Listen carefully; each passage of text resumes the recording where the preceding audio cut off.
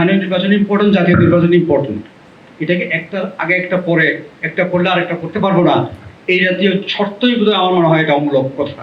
এটা আমরা ইচ্ছা করেই এই বিষয়ে পরিষ্কার করে কিছু বলিনি।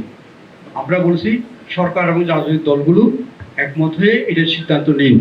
দুটোই ইম্পর্টেন্ট, স্থানীয় নির্বাচন ইম্পর্টেন্ট, জাতীয় নির্বাচন ইম্পর্টেন্ট। এটাকে একটার আগে একটা পরে, একটা করলে আরেকটা করতে পারবো না, এই জাতীয় শর্তই বোধহয় আমার মনে হয় এটা অমূলক কথা। দুটাই করতে হবে এবং দুটো কোনটা আগে কোনটা পরে হবে সেটা সিদ্ধান্ত সরকার এবং ওনারা নিন। তো আমরা চাই স্থানীয় নির্বাচনটা অবিলম্বে করা হোক, কারণ এটা কোনো অন্য রাজনৈতিক কনসিডারেশন না। এখন সারা দেশে একটা শূন্যতা, ইউনিয়নে কেউ নাই, জেলায় উপজেলায় সবখানে শূন্যতা, পৌরসভা সিটি কর্পোরেশন। সুতরাং এই শূন্যতার মধ্যে দেশে একটা ডিস্টেবিলিটি এমনিতে বিরাজ করছে। সুতরাং এই স্টেবল সিস্টেমের জন্যও কিন্তু এই প্রতিষ্ঠানগুলোর মধ্যে নেতৃত্ব নিয়ে আসা দরকার, বৈধ নেতৃত্ব নিয়ে আসা দরকার। এটা কখন কিভাবে করবে এটা আমরা পরিষ্কার করে এখানে বলি নাই, কারণ যেহেতু জাতীয় ঐক্যমত্য না হলে এটা আমরা বলে একটা বিভেদ সৃষ্টি করার দরকার নাই। আমরা কিন্তু নির্বাচনের প্রয়োজনটা বলছি। আগে আমাদের যে লোকাল গভর্নমেন্টগুলো ছিল তাতে খণ্ডকালীন এবং পূর্ণকালীন কোনো বিষয় ছিল না। চেয়ারম্যান কি পূর্ণকালীন না খণ্ডকালীন এটা কোনো স্পষ্ট বিধান নাই। মেম্বারের কাজ থাকে পূর্ণকালীন না খণ্ডকালীন। আমরা এখন খণ্ডকালীন এবং পূর্ণকালীন করেছি।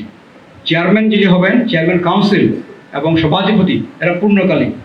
এইখানে কোন চাকরি করে আপনি পারবেন না করতে, কিন্তু মেম্বার হতে কোনো আপত্তি দেখি না। মেম্বারের কাজটা পূর্ণকালীন না, কিন্তু সবাই অ্যাটেন্ড করা। এখন আমাদের মেম্বার যারা হন তারা মনে করেন যে আমি বলেছেন আমি সকাল থেকে সন্ধ্যা পর্যন্ত কাজ করি, এটা কোনো প্রয়োজন না, এটা কোনো চাকরি না, এটা হচ্ছে একটা সমাজ সেবায় অংশগ্রহণ করা। সেই জন্য আমরা মেম্বারশিপ এবং কাউন্সিলর হওয়া এটা সবার জন্য মুক্ত করার প্রস্তাব করেছি। সরকারি বেসরকারি যেই চাকরি করুন এটা আপনি ইলেকশনটা করতে পারবেন, কিন্তু চেয়ারম্যান বা এই জাতীয় পজিশন যেগুলো আছে এক্সিকিউটিভ পজিশন এগুলোতে যেতে গেলে আপনাকে চাকরি ছাড়তে হবে। এটা আমাদের এখন বহাল আছে, আমরা এটা করছি। আর ওয়ার্ড সিস্টেমটাকে আমরা অনেক বড় করেছি, কারণ ইউনিয়ন পরিষদ এমনও আছে 4,75,000 পপুলেশন, এরকম ইউনিয়নও আছে, 10,000 5,000 ইউনিয়নও আছে, কিন্তু সবার ওয়ার্ড 9টা।